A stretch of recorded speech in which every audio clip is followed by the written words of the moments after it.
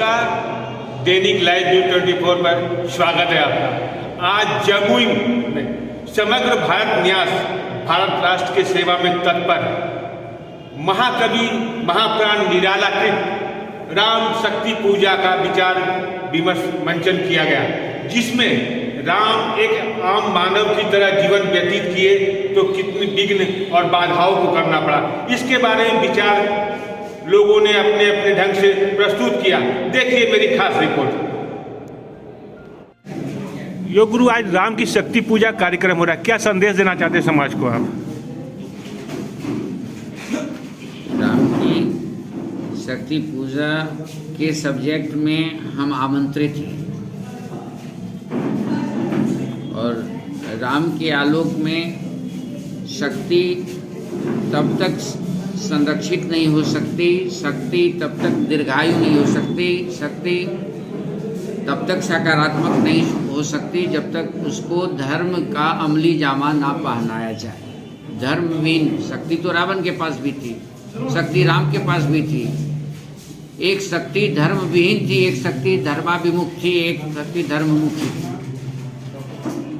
उसी तरह से आज के शिक्षा के क्षेत्र में हम खूब पढ़ा लें बच्चों को, तो मेरी शिक्षा संस्कार रहित होगी तो कहीं न कहीं उसका पतन तय है। यदि शिक्षा के साथ संस्कार होगा तो शिक्षा दीर्घायु होगी, पल्लवित होगी, पुष्पित होगी।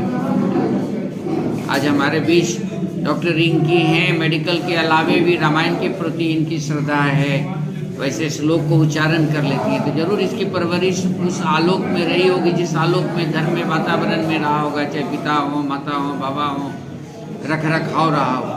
स्वाभाविक अच्छा है। मैटेरियलिज्म में नॉन मैटेरियलिज्म का सुगंध मिलने के बाद ही फलदायी होगा। आज क्या कार्यक्रम हो रहा है? आज दिनकर साहित्य मंच जमुई की तरफ से जी राम की शक्ति पूजा जो निराला कृत रचना है उसका वाचन और राम के विविध आयामों पर चर्चा।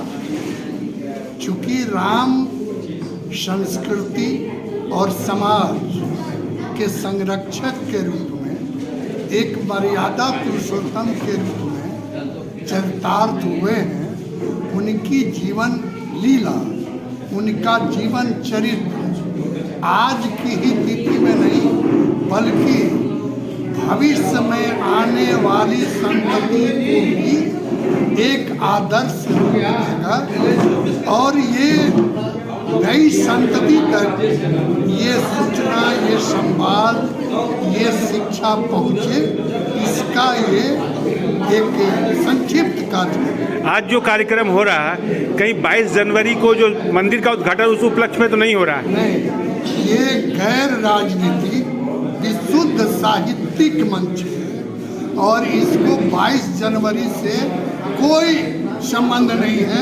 ये अनवरत प्रक्रिया है। क्या समाज को संदेश देना चाहते हैं आप? समाज को हम संदेश यही देना चाहते हैं कि रामचरितमानस जो हमारी सभ्यता और संस्कृति और समाज को जोड़ने वाला साहित्य है, राम के चरित्र की चर्चा और विविध आयामों की चर्चा है, उसको पढ़ें, उसको समझें। और आज पाठ्यक्रम बनाने वाले सरकारों को भी हम आग्रह करना चाहेंगे कि पूर्व की तरह आज भी रामचरितमानस को पाठ्यक्रम में शामिल करना चाहिए।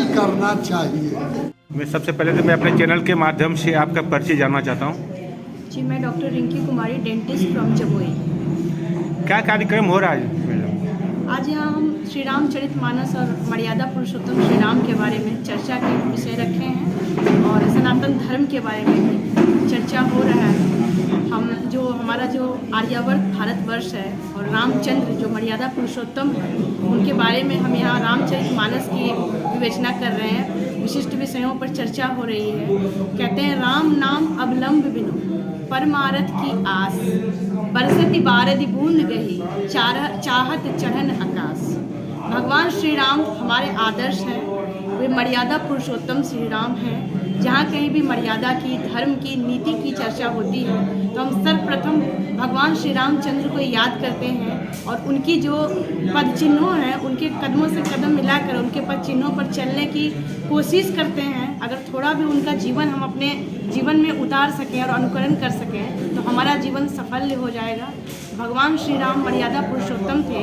वह सच्चिदानंद स्वरूप, न्यायकारी, अजन्मा, अनादि, सर्वेश्वर, सर्वाधार, सर्वव्यापक, अजर, अमर, अभय, नित्य, पवित्र और सृष्टिकर्ता थे और उपासना के योग्य। समाज को और आने वाली पीढ़ी को क्या संदेश देना चाहती हैं?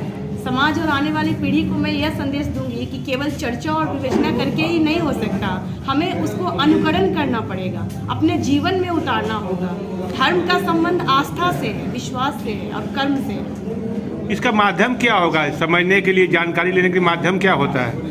जानकारी देने का एक माध्यम है साहित्य संग्रह, भी एक माध्यम है कि घर के अंदर भी सभी को जानकारी फैलाएं, चर्चा का विषय बनाएं, सनातन धर्म को, रामचंद्र को, रामचरितमानस का हर जगह पाठ कराया जाए और इसको व्यवहार में भी अनुकरण करें। जैसे शिक्षा संस्थान है, स्कूल, विश्वविद्यालय, वहाँ भी एक धार्मिक ग्रंथ की पाठशाला हो, वहाँ पाठ्यक्रम हो और हमारे धर्म को, नीति को समझाया जाए, श्री रामचंद्र और रामचरितमानस का पाठ करवाया जाए और इसके बारे में।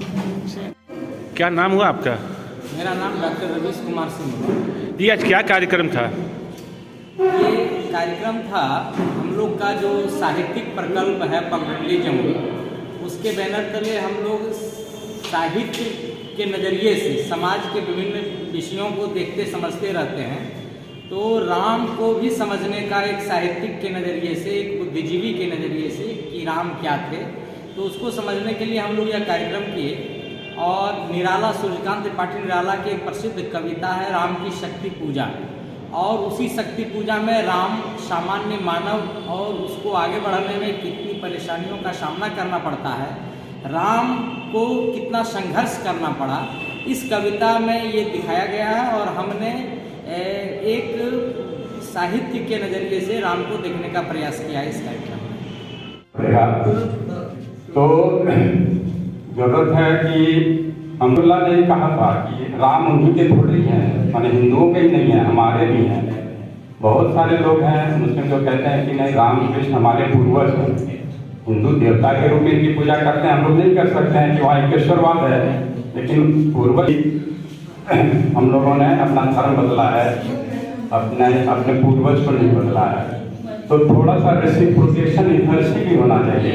हमें भी मान लेना होगा कि वो कॉमन पेरेंट्स की संतान है हम लोग, रिलीजन अलग हो जाने से वो नफरत के पात्र नहीं हो गए हैं। और इतिहास में आप कमजोर होइएगा तो आपके मंदिर, आपके पुस्तकालय सब कुछ जला दिया जाएगा। नदिया में हम डूब गए राम जी,